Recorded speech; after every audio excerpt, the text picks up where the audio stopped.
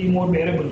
Okay. Sameer, you know, the other problem for this market has been that despite so much domestic liquidity, the market hasn't moved at all, at least at the index level.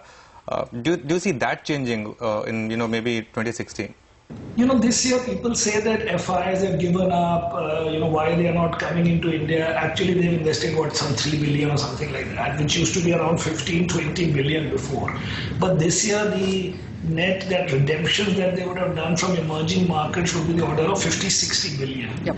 Plus, so we have got positive and the whole emerging group is negative. Secondly, we have got record high, I believe, or very high, flows into private equity and into directly into e-commerce ventures, which at some conceptual level is coming from the same group of investors, maybe a different arm of the same government, sovereign fund or private high net worth individuals, family offices. Ultimately, it's the same money going into the same market, and therefore actually India, we have not lost any real interest, particularly when compared with the backdrop of that the rest of the group had massive redemptions and they did not have matching private equity and e-commerce flow. So India, there is a lot of interest and India is doing okay, and with a few more, you know, I also believe, by the way, that when the government lost Bihar elections, suddenly you saw a lot of activity on things which may have been already in the pipeline, but they sort of put them out there.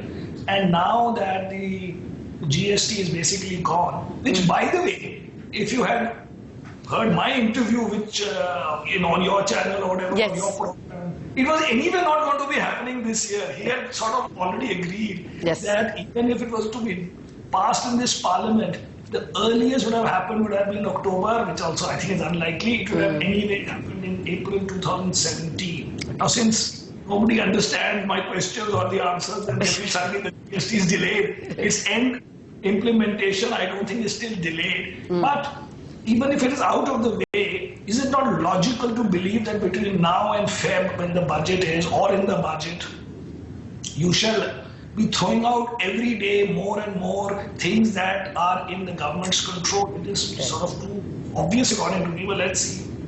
Yes, of course. We just heard even yesterday commercial mining being allowed for state-owned enterprises. So that perhaps is the first step, and it'll be a short step now to allow private companies commercial mining. That is definitely a very big change from the nationalization of coal days. But Sameer, at the moment, how long or short are you? And in the last 2 weeks in December, where have you gone short? No, short, we have reduced. Currently, we are 75 net. We are 110 long and 35 short. Okay. And incrementally, where may you be long or short? I'm only asking sectors. Even yesterday for today's event, we even bought after a long time Bank Nifty. Basically, we think we want to be bullish for quite some time now. Okay, Sameer, before we let you go, I just wanted to take Anuj's point forward, the point he made about the domestic institutional investors. The last time we saw really big inflows from domestic institutions, that was way back in 2008, where we got almost 75,000 crores of inflows in 1 year. And since then, we saw what happened to the markets. There was a big fall, post that 2008 debacle. I'm not saying that history is the best judge of these things, but do you see the possibility of such an event recurring again?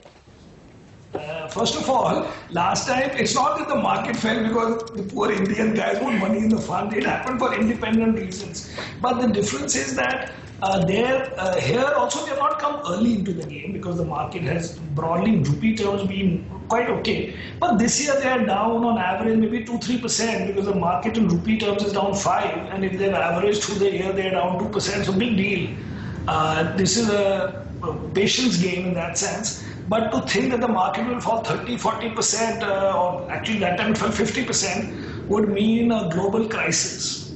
So today, on what basis should we assume a global crisis? I'm not assuming right now. If it happens, anyway, you can call me and we will do another interview.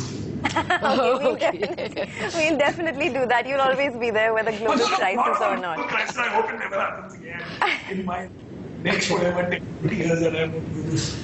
No, you will be our knight in shining armor if in case a global crisis In happens. any case, Sameer, you've given, I think, the Indian markets your own way of a Christmas gift by saying that you actually turned long and long on Bank Nifty lately. But that is more of an event. Bank Nifty is just to play an event. So even if we cover it over time, we would still go into the year end with our final year end of at least 71, 72%, or maybe we'll substitute with something else. But right now, I think that our stars are aligned. And this year, actually, we have done quite well. So we are willing to risk a little bit more than usual. Okay, congratulations for that, for a great 2015, and for that bullish note for 2016 as well. Sameer Arora, pleasure speaking with you as always. Thank you so much for joining us.